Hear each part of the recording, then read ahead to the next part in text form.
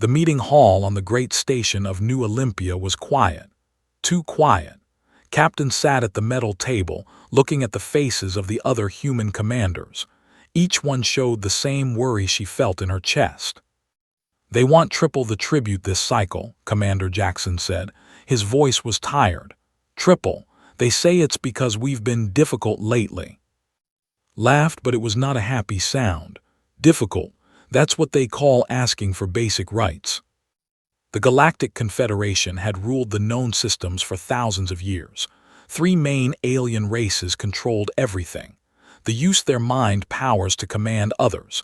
They could make people think things that were not true. The controlled energy itself. They could make lightning dance and stars burn brighter. They were different. They worked as one mind in millions of bodies. When one knew something, they all knew it. Humans were nothing to them, just workers. Just people who could dig rocks and grow food. The aliens let humans live in a few systems far from the important worlds. They called it being protected, called it being prisoners. "What did you tell them?" asked Commander. She was young but smart. She ran the defense of the mining colonies. "I told them we need to think about it," said. "I bought us time, not much but some." The truth was worse than what she told them. The Admiral had laughed when the humans asked for representation. He had poked inside's mind with his powers, just to show he could. The feeling made her sick for days.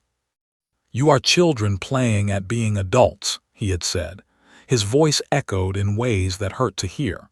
"We have ruled the galaxy since before your species learned to make fire. You will give us what we ask, or we will take it." But things were changing. Humans were changing. New secrets that even her fellow commanders did not know.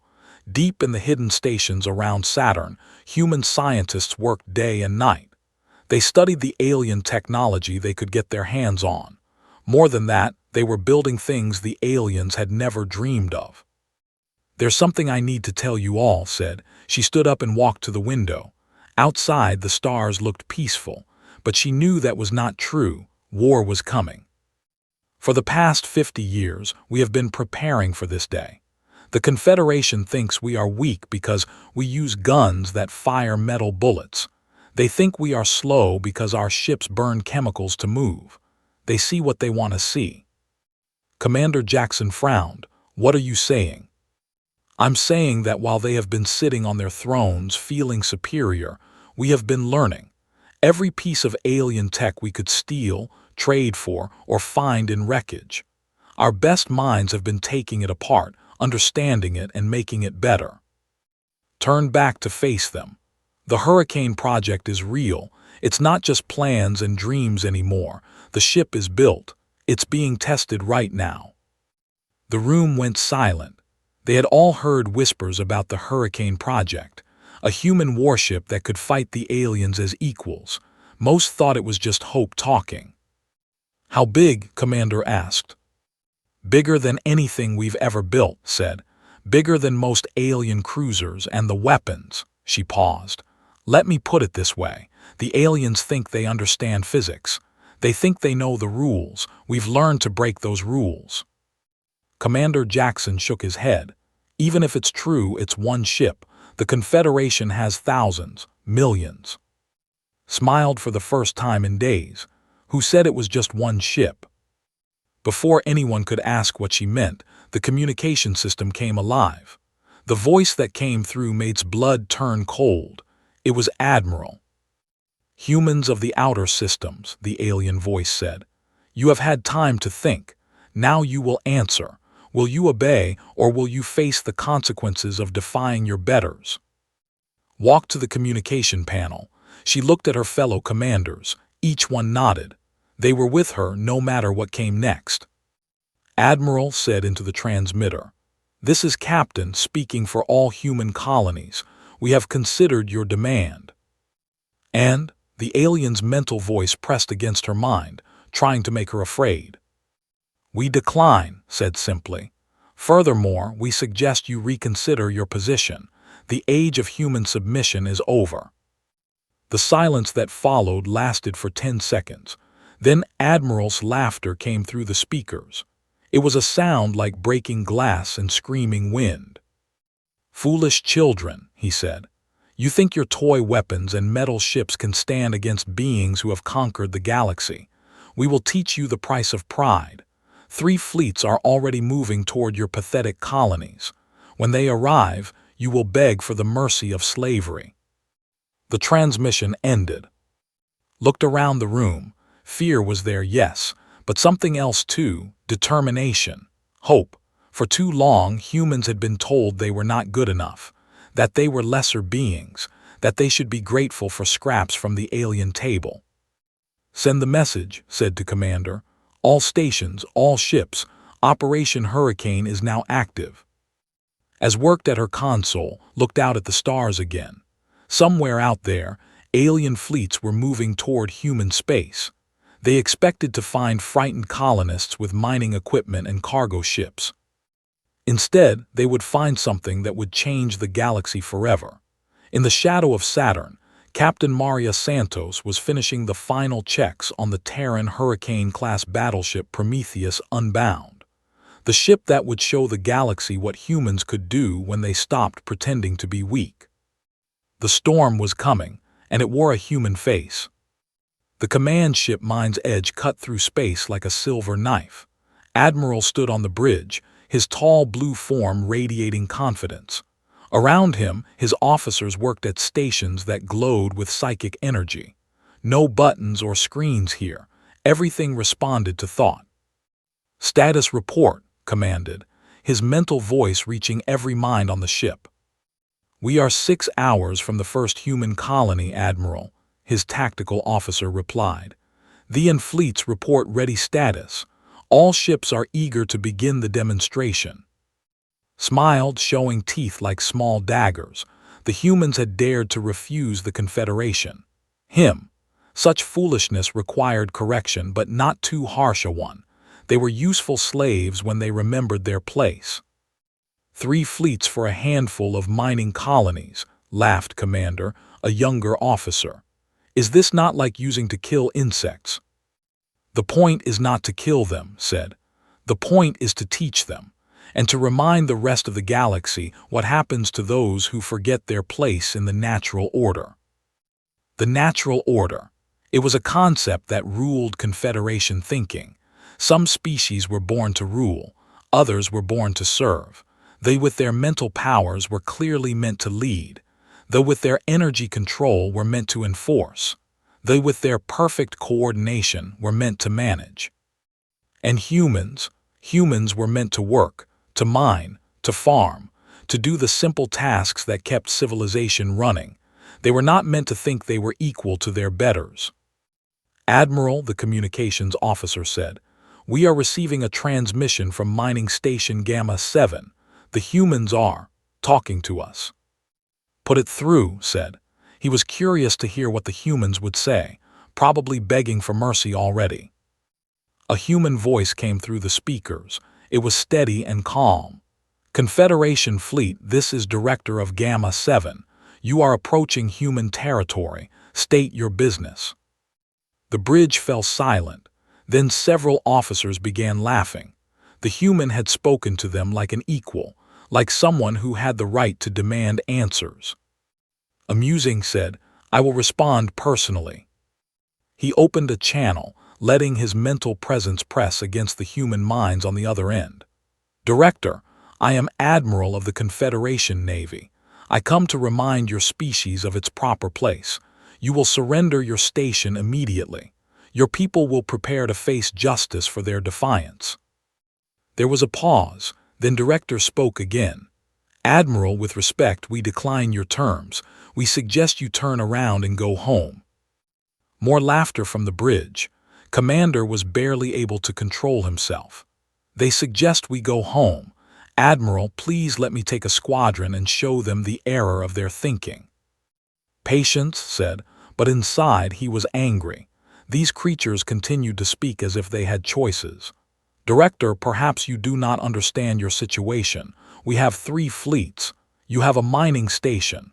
Surrender now and your deaths will be quick." "We understand perfectly," replied. "The question is, do you?" Before could respond, the communications officer called out in alarm. "Admiral, the station. It's powering weapons." "Impossible," said. "Mining stations do not have military-grade weapons." But his sensors told a different story. The small human outpost was indeed charging some kind of energy system.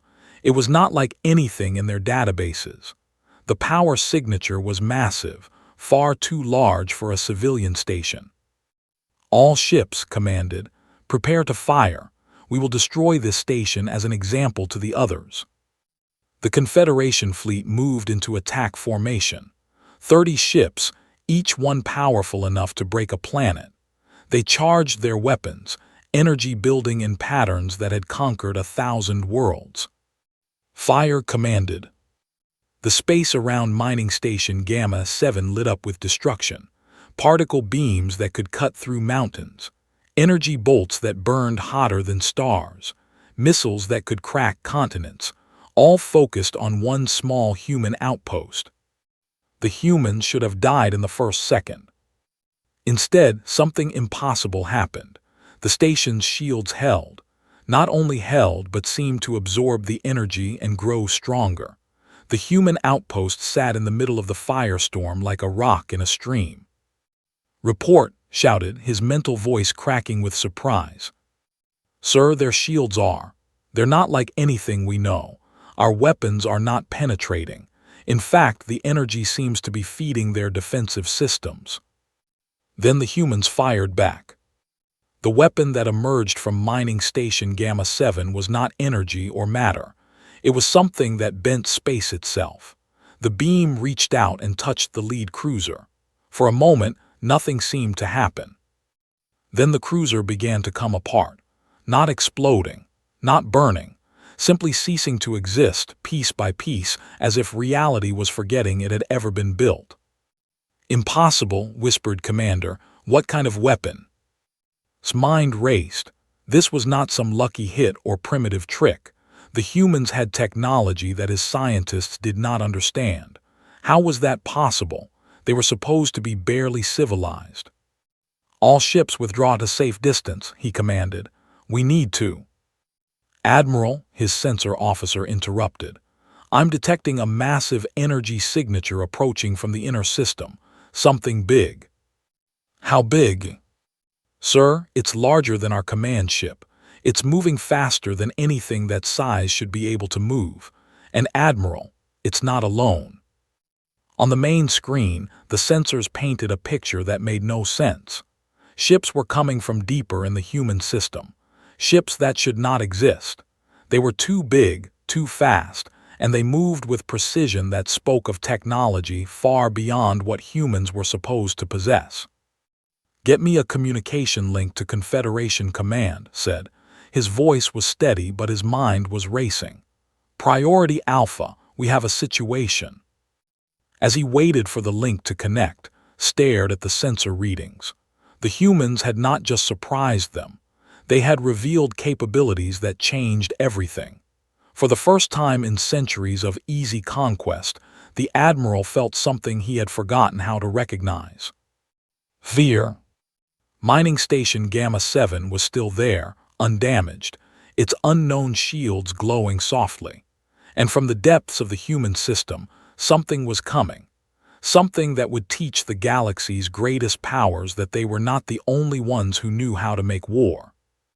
Director's voice came through the communication system one more time. "Admiral, you asked us to surrender. Now we have a counter-proposal.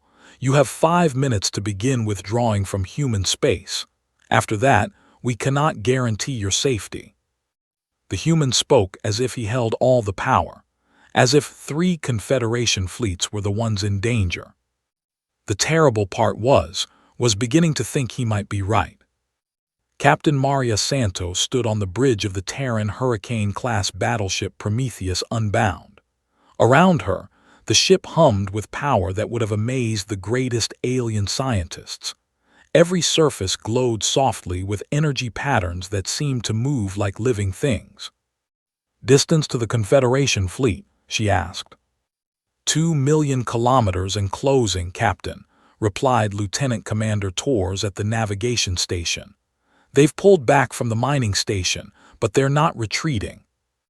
Of course they're not, Santos said with a small smile. They still think they're the apex predators here. Time to change their minds. The Prometheus Unbound was everything the Hurricane Project had promised and more. At 3 kilometers long, it dwarfed even the largest human ships built before.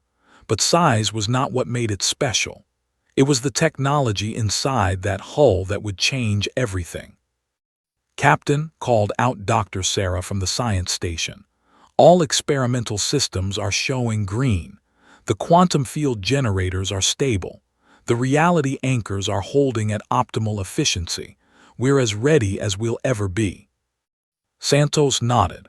Doctor had led the team that made this ship possible. 50 years of captured alien technology, studied and improved upon by human minds that refused to accept that anything was impossible.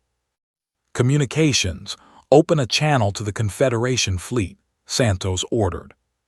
"Channel open, Captain." "Confederation vessels, this is Captain Maria Santos of the Terran Navy ship Prometheus Unbound. You are in violation of human space. Withdraw immediately or face the consequences." The response came quickly. Admiral's voice carried his usual arrogance, but Santos could hear something new underneath. Uncertainty. "Human vessel, you will identify yourself properly. What is your true classification? Your ship does not match any known human designs." Santos looked around her bridge. Her crew was ready. They had trained for this moment for years. Every one of them knew they were about to make history. "Admiral," she said, "allow me to introduce you to the future of human engineering. This vessel represents 50 years of development you didn't know was happening. While you sat on your throne, assuming we were still playing with metal and fire, we were learning to break the rules you thought could not be broken." "Impossible," Kame's reply. "You are primitives. You use chemical rockets and kinetic weapons. You cannot have technology that surpasses." "Can't we?" Santos interrupted. "Computer, begin full sensor sweep of the Confederation fleet. Let's show them what they're really dealing with." The Prometheus Unbound sensors reached out like invisible fingers. But these were not normal scanners. The ship's quantum sensors could see through shields, into hull structures, even into the quantum makeup of matter itself. In seconds, Santos knew everything about every ship in the enemy fleet. "Vessels," she announced. "Your ships use psychic energy to power your shields and weapons. Impressive, but limited by the mental capacity of your crews. Your flagship has 47 mind-linked officers providing power. Your weakest ship has 12. The silence from the alien fleet was telling. "Vessels," Santos continued. "You manipulate electrical and magnetic fields for propulsion and weapons. Your power systems run on controlled stellar plasma. Your largest ship carries the equivalent of a small star's core." Still no response. "Ships," she finished. "You coordinate through quantum-entangled communication nodes. Each ship contains 17,000 individual minds working as one. Very efficient." Finally, Admiral's voice came back, and now there was no hiding his shock. "How do you know these things? These are classified design specifications." "Because our sensors don't just see what you want us to see," Santos explained. "We see what you are, and more importantly, we see what you're not." On the main screen, the tactical display showed the 3 alien fleets. Each ship was outlined with data that should have been impossible for humans to obtain. "Dr. Santos said, give me a full explanation for our guests." Doctor stood up from her station. Her voice was clear and confident. "Admiral, for the past 50 years, every piece of alien technology that fell into human hands was studied. We learned how your psychic amplifiers work. We discovered the principles behind your energy manipulation. We decoded your quantum communication systems." She paused, letting that sink in. "But we didn't stop there. You see, you developed these technologies over millions of years of evolution. You became comfortable with them. You stopped pushing the boundaries. We had no evolution to rely on. We had to understand the fundamental principles and improve on them. Santos took over. What Doctor is trying to tell you is that we don't just have versions of your technology. We have better versions. Our shields don't just stop energy weapons. They convert the energy to power our own systems. Our weapons don't just manipulate matter. They manipulate the quantum structure of reality itself. To prove her point, Santos gave a simple order. Tactical, demonstrate our defensive capabilities. Fire a low-power shot at our own shields. The weapons officer, Commander Jackson, followed orders. A beam of energy that could have destroyed a small moon struck the Prometheus Unbound shields. Instead of exploding or being absorbed, something beautiful happened. The energy was converted into a light display that danced around the ship's hull like aurora. Our shields don't just stop attacks, Santos explained. They make us stronger. Admiral's voice came back, and now there was something like panic in it.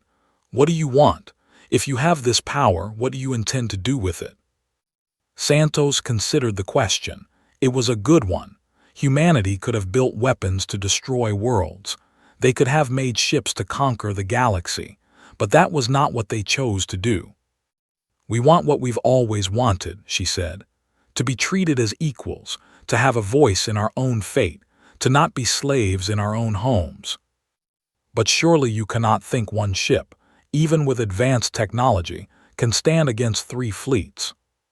Santos smiled, and her crew smiled with her, who said there was only one ship. She gave a signal to Doctor, who began working at her console. Across the solar system, hidden bases began powering up. Ships that had been waiting in the shadows of asteroids and moons began moving. The Confederation's sensors began picking up new contacts, first 1, then 5, then 20, then more than their computers could easily count. Each new contact was the same size as the Prometheus Unbound. Each one showed the same impossible energy signatures. Each one moved with the same precision that spoke of technology beyond anything the galaxy had seen.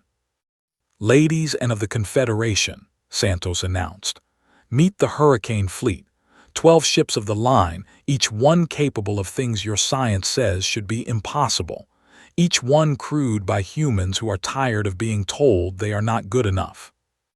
The alien fleets had stopped moving. Their formation was breaking apart as individual captains tried to understand what they were seeing. This is not possible, Admiral said, but his voice was weak now. Your species cannot have advanced so far so quickly. Admiral, Santos said gently, you made the same mistake every empire in history has made. You assumed that because we were different, we were lesser. You forgot that difference can also mean potential. As the Hurricane Fleet took formation around the Prometheus Unbound, Santos opened one final communication channel. People of the galaxy, she broadcast on all frequencies. Today marks the end of one age and the beginning of another. The age of assumed superiority is over. The age of earned respect has begun. Admiral stared at the sensor display showing 12 massive human ships surrounding his fleet. His mind, trained in centuries of warfare, tried to find an advantage. Any advantage. His 3 fleets still outnumbered the humans. His ships had proven weapons and experienced crews. All fleet commanders, he transmitted to thee and ships, form attack pattern Omega-7. We will demonstrate that numbers and experience still matter. Admiral OK of the fleet responded first. His voice sparked with electrical energy. Agreed. These humans may have surprising technology, but they are still children playing with adult weapons. Queen Mind spoke for the collective. When she talked, it was like hearing 1,000 voices at once. The swarm agrees. We have fought together these newcomers cannot have learned true warfare so quickly. The 3 alien fleets moved into their formation. It was a pattern that had broken the defenses of 100 worlds. They would use their mental powers to confuse enemy sensors and communications. that would hammer the enemy with pure energy, that would swarm like angry insects, too many targets for any defense system to handle. It had never failed. Captain Santos watched the alien movement from her bridge. "They're moving into a classic encirclement pattern," reported Commander Jackson. "Standard Confederation doctrine. They'll try to overwhelm us with coordinated attacks from multiple directions." Dr. Santos said, "Analysis." The scientists studied her displays. "Their formation assumes we fight like they do. Energy shields that can be overwhelmed, weapons that fire in straight lines, communications that can be jammed. They have no idea what they're really facing." Santos nodded. "Time to educate them. All ships assume defensive positions. Activate the reality fields." Around the Hurricane fleet, space itself began to change. The ships didn't just have shields. They had barriers that altered the fundamental properties of the area around them. Light bent in impossible directions. Energy weapons would find their targets had moved to places that physics said they couldn't be. Admiral gave the order, "All ships fire." The space between the fleets erupted in violence. Particle beams that could melt asteroids, psychic blasts that could shatter minds, energy bolts that burned hotter than the cores of suns, all of it focused on the 12 human ships. And all of it missed. Not deflected, not absorbed. The attack simply went around the Hurricane fleet ships as if they existed in a different dimension. Beams of energy curved away like water flowing around stones. Missiles that should have struck home found themselves flying past empty space. "Impossible," Admiral Okay's voice crackled with disbelief. "Our targeting systems show direct hits." "They are hitting," Santos replied calmly on an open channel. "The problem is that we're not where your sensors think we are. Our reality fields bend space around our ships. Your weapons are hitting the space we appear to occupy, not the space we actually occupy." Queen Mind's 1,000 voices spoke as one. "Sorcery, this is not science." "It's both," Doctor interjected. "Science so advanced it seems like magic. We call it quantum displacement. Our ships exist slightly outside normal space-time. Your weapons can't hurt what they can't properly touch." Admiral tried to think. His fleets had fired everything they had, and the human ships sat undamaged.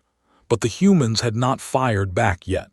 Maybe their defensive technology came at the cost of offensive capability.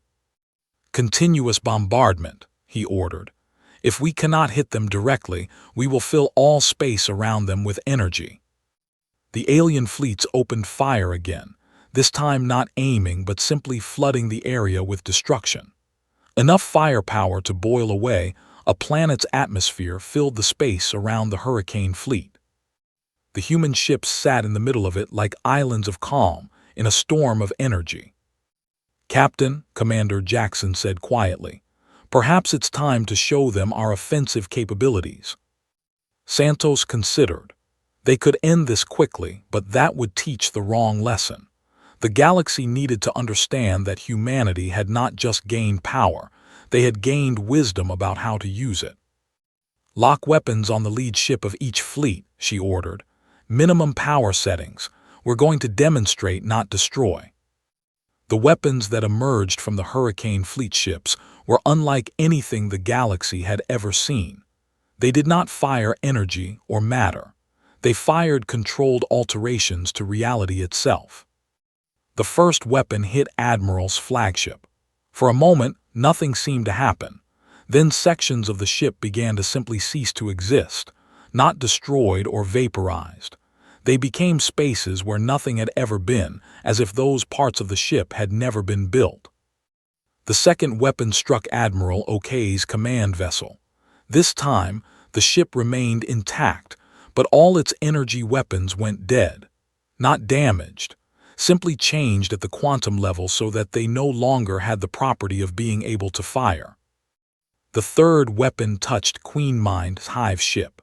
The vessel shuddered as the quantum links between the individual minds were temporarily severed. For the first time in their evolution, The collective felt what it was like to be truly alone. "These are minimum power settings," Captain Santos announced. "We could have simply removed your ships from existence. Instead, we chose to disable you. Do you understand the difference?" The silence from the alien fleets was complete. "You have power," Admiral finally said. His mental voice was small and confused. "Why do you not simply destroy us?" "Because destruction is not the goal," Santos replied. "Understanding is. You came here to punish us for daring to think we were equals. We're showing you that we're not equals. We're showing you that we've moved beyond you." Doctor added, "Your species evolved your technology over millions of years. You became attached to specific ways of thinking, specific solutions. Humans had to learn everything in a few centuries. We had no preconceptions about what was possible, so we made the impossible possible." Queen Mind's voice, now speaking as individual minds instead of a collective, asked, "What happens now? Do you conquer the galaxy as we did?" Santos looked around her bridge at her crew. These were people who had grown up under alien rule, who had been told their entire lives that they were inferior, who had proven today that determination could overcome any disadvantage. "No," she said firmly. "Conquest is what brought us to this moment. Instead, we offer you something different. Join us as equals or continue on your own path. But the days of any species ruling over others simply because they believe they're superior, those days are over." Admiral Okay's voice was uncertain. "And if we choose to fight, if we refuse your terms?" Santos gestured to the massive human ships surrounding the alien fleets. "Then you'll learn what our weapons can do at full power, but I hope it doesn't come to that. The galaxy is big enough for all of us to grow and learn together." As if to emphasize her point, space around them began to fill with new contacts. More Hurricane-class ships were arriving from deeper in human space. Not just 12 ships now, but dozens. Each one represented capabilities that the galaxy's greatest military minds were only beginning to understand. "The choice is yours," Santos said, "but choose quickly. The galaxy is about to change with or without you." The three alien admirals looked at their sensor readings showing the growing human fleet. For the first time in their civilization's histories, they were not the most powerful force in the system. The age of assumed superiority was over. The storm had broken, and nothing would ever be the same. 6 months after the confrontation in human space, former Admiral walked through the halls of New Geneva Station. The massive structure orbited Earth, but it was not just a human facility. Beings from across the galaxy now worked here together, and dozens of other species all learning to build something new. Still found it strange to be here as an ambassador instead of a conqueror. His blue skin had lost some of its arrogant glow, and his mental presence was quieter now, more thoughtful. He was on his way to meet with Captain Santos, who had been promoted to Admiral after the Hurricane Fleet's demonstration changed everything. The meeting was about the latest worlds asking to join what humans called the Cooperative Federation. It was a name that said everything about how different this new alliance was from the old Confederation. "Admiral," came a voice behind him. He turned to see Dr. Sarah approaching. She wore the simple uniform of the Human Science Corps, but now knew that this small woman commanded technology that could reshape reality. "Doctor," he replied with a respectful nod, "I was just thinking about how much has changed." "Good changes, I hope?" she asked as they walked together toward the meeting room. Considered the question. 6 months ago, he would have said no. The loss of his species' dominant position had seemed like the end of everything. But now, "My people have learned more about the universe in these past months than in the previous 1,000 years, he admitted. "Your willingness to share knowledge rather than hoard it is educational." Doctor smiled. "That's the point. The old Confederation worked on the idea that knowledge was power, and power should be controlled by a few. We believe knowledge shared is knowledge." They reached the meeting room where Admiral Santos waited with representatives from a dozen different species. The table was round, no head seat, no positions of superiority. Everyone equal. "Admiral," Santos said, standing to greet him, "thank you for coming. We have a situation developing in the outer rim that requires discussion." As they all took their seats, reflected on how impossible this scene would have been under the old system. Humans sitting as equals with beings who had once ruled them. Former enemies working together to solve problems instead of creating them. "The situation," Santos began, "involves the hegemony worlds. They're requesting protection from the Devourer fleet." The Devourer fleet was one of the few remaining threats to galactic peace. A collection of species that had rejected both the old Confederation and the new Cooperative Federation. They survived by conquering and consuming the resources of other worlds. "In the past," said Admiral OK, who now commanded the forces in the Cooperative, "the hegemony would never have asked for help. Their pride would not allow it." "Pride is expensive," observed Queen Mind.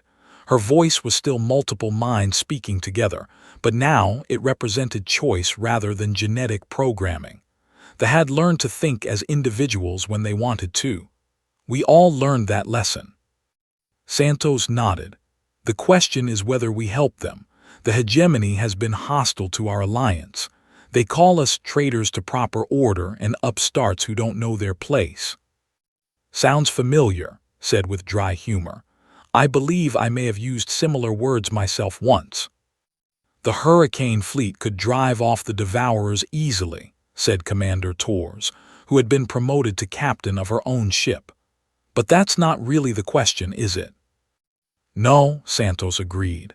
"The question is whether we help people who hate us, simply because it's the right thing to do." Around the table, the representatives considered this. It was a test of everything the Cooperative Federation claimed to believe. That cooperation was better than domination. That helping others was better than conquering them. That the strong had a duty to protect the weak, even when the weak were ungrateful. "I vote we help them," said quietly. Everyone turned to look at him in surprise. 6 months ago, I came to human space planning to crush a rebellion. Instead, I found teachers who showed me a better way to live. Perhaps the hegemony deserves the same chance. One by one, the other representatives agreed. Even former enemies could be helped. Even those who rejected cooperation could be protected until they chose to change their minds. "There's something else," Doctor said. "Our deep space sensors have detected something unusual in the galactic core. Energy signatures unlike anything we've seen before. We think there might be other civilizations out there, very advanced ones." The room fell silent. The idea that their galaxy might contain beings even more powerful than the Hurricane fleet was both exciting and terrifying. "How advanced?" asked Captain Torres. "Hard to say," Doctor replied. "But they're not hiding. Whatever they are, they want to be found. We're receiving what appears to be a greeting message in mathematics. Universal constants arranged in patterns that suggest intelligence." Santos leaned back in her chair. "So just when we think we understand the galaxy, we discover we might be the small fish in a much bigger pond." "It would not be the first time humans have faced superior technology," observed. "And you seem to have a talent for turning disadvantages into advantages." "Only because we had to," Santos said. "Necessity drove us to innovation. Desperation made us creative. Maybe that's the lesson here. Maybe the galaxy needed to be shaken up to grow beyond its comfort zone." As the meeting continued, found himself looking around the table at former enemies who had become colleagues. At species that had once seemed impossible to understand but were now friends. At a system that replaced dominance with cooperation and conquest with mutual aid. The Galactic Confederation had ruled through force and fear. The Cooperative Federation led through example and support. When worlds asked to join, it was because they wanted to, not because they had to. The hurricane fleet still patrolled the galaxy, but now they protected rather than conquered. They stopped wars instead of starting them. They rescued the lost instead of enslaving the weak. "There is one more thing we should discuss," Santos said as the formal meeting ended. "The memorial."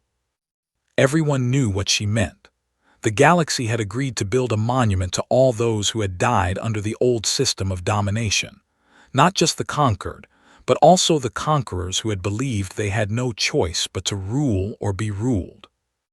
"The inscription is ready," Doctor said.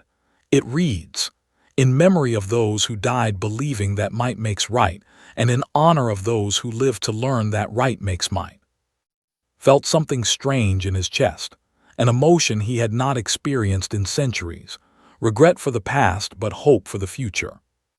"I would like to add something," he said quietly. "A personal inscription, from all of us who once believed we were superior to all those who showed us a better way. Thank you for teaching us that the strongest thing in the universe is not force, but the willingness to change." As the representatives filed out of the meeting room, remained behind with Santos. Through the great windows, they could see ships from dozens of worlds working together to build something new. "Do you ever regret it?" he asked. "Having the power to rule the galaxy but choosing not to?" Santos considered the question. "Every leader faces that choice," she said finally. "The question is whether you want to be remembered for what you conquered or what you created." Outside the window, human and alien engineers worked side by side on a new type of ship.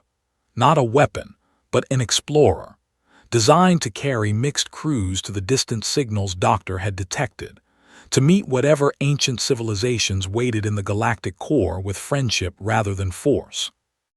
The age of empires was over. The age of exploration, cooperation, and growth had begun. And somewhere in the depths of space, the Hurricane Fleet stood ready to protect not just human worlds, but any world that chose to join the greatest experiment in galactic history. The storm had passed. In its wake, something beautiful was growing.